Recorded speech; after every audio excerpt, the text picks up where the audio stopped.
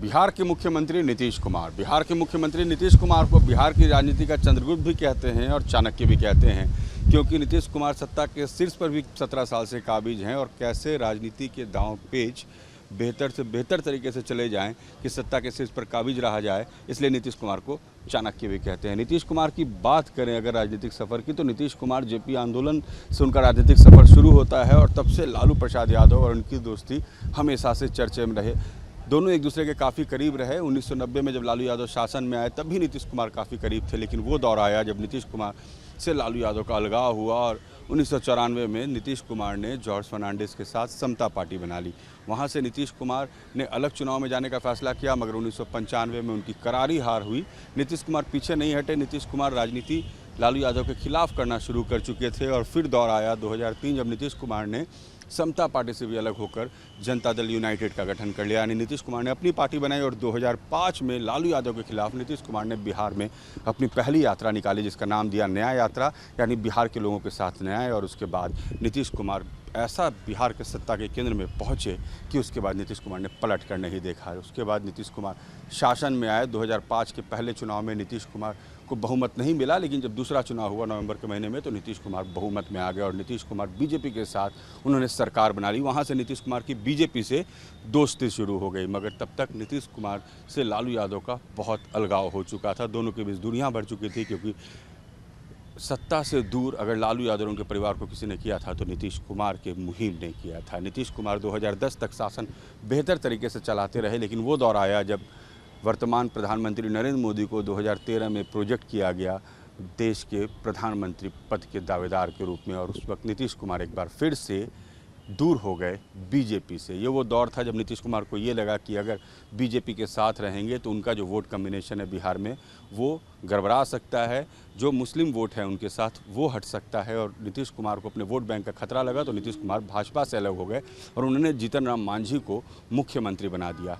मगर हुआ ये कि उस वक्त उनको लालू यादव की मदद की ज़रूरत पड़ गई और लालू यादव जब वो करीब पहुँचे तो उस समय नीतीश कुमार के नए सिपा सलार भी बहुत सारे आ गए थे।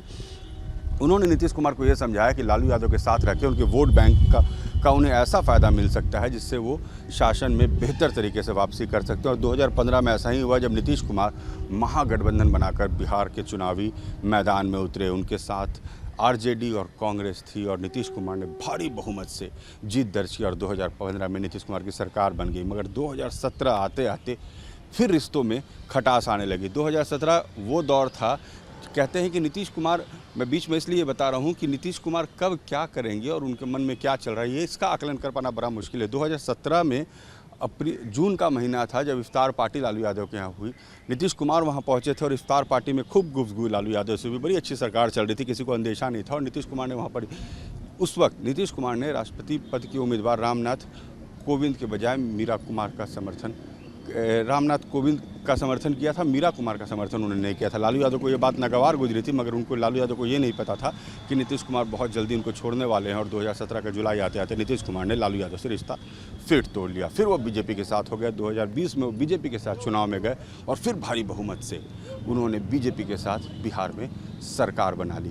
लेकिन इस बार आरजेडी का भी पलड़ा भारी रहा और नीतीश कुमार तीसरे नंबर की पार्टी बन गए। सरकार तो उनकी बहुमत से बन गई, मगर उनकी पार्टी तीसरे पायदान पर चली गई और नीतीश कुमार को ये बात हजम नहीं हुई कि सरकार उनकी रही, उनकी पार्टी तीसरे पायदान पर कैसे चली गई।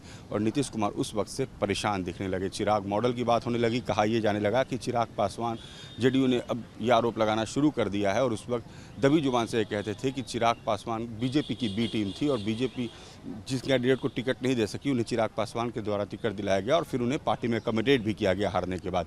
ये सब उधेर बुन चलते रहे। सीएए, एनआरसी, पॉपुलेशन कंट्रोल को लेकर कानून, जनसंख्या नियंत्रण कानून, फिर बिहार में जाति जनगणना की बात की। बीजेपी को ये पसंद नहीं थी। नीतीश कुमार इस पर अड़े रहे। उन्होंने इसके लिए तैयारियां भी शुरू कर दी और वो शुरू भी हो गया काम। लेकिन कई ऐसे मामलों पर विवाद शुरू हुआ जब नीतीश कुमार एक बार फिर बीजेपी से दूर होने लगे।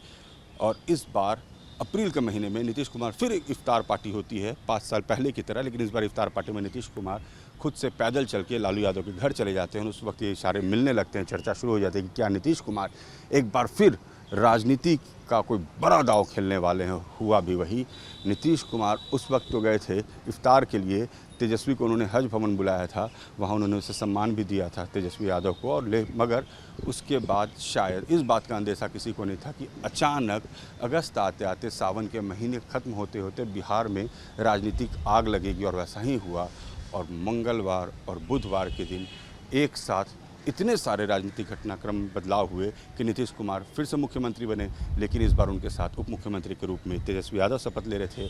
5 दशक पुरानी दोस्ती फिर से काम आई। लालू यादव और नीतीश कुमार फिर से साथ हुए। नीतीश कुमार फिर भी सत्ता के केंद्र में हुए। एक ऐसा व्यक्ति जो 17 सालों से बिहार के सत्ता के केंद्र में है, उसके आसपास बिहार की राजनीति घूमती है। सरकार किसी की बने, मुख्यमंत्री नीतीश कुमार होते हैं। इसलिए हम कहते हैं कि बिहार की राजनीति में कभी चंद्रगुप्त की भूमिका में और कभी चाणक्य की भूमिका में दिखते हैं तो नीतीश कुमार दिखते हैं। वीडियो जर्नलिस्ट सत्येंद्र के साथ रजनीश सिन्हा, न्यूज़ नेशन, पटना।